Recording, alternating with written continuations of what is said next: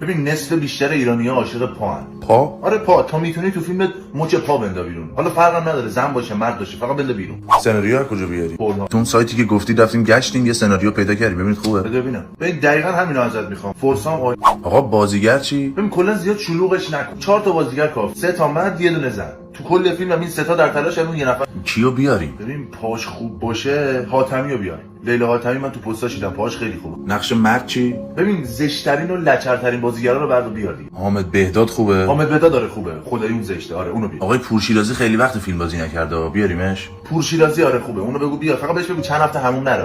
البته نمیخواد بگم خودش نمیرم اینجوری. آقا حوصله مخاطب سر نره. آقا لیلا حاتمی کارو ببین لذتی که تو دیدن فیلم صحنه دار هست تو فیلم پر نیست. منظورتون چیه دقیقاً؟ ببین با مخاطب رو تشنه نگهداری دیگه. یعنی زن و مرد دستشون به هم نزدیک میشه تا میخواد به هم برسه که اون مرد سرفش میگیره. یا چه میدونم زن شاشش. آقا تایم فیلم چقدر باشه؟ اندازه فیلمای نولان. مگه میشه اصلا 3 ساعت فیلم بسازیم کلا هم 3 تا مرد و یه دونه زن تو یه ساختمون باشن؟ خب حوصله مخاطب سر میده دیگه. شما هر نیم ساعت دیوار پای حاتمی رو نشون بده اون خودش فیلمو یه ساعت میبره جلو.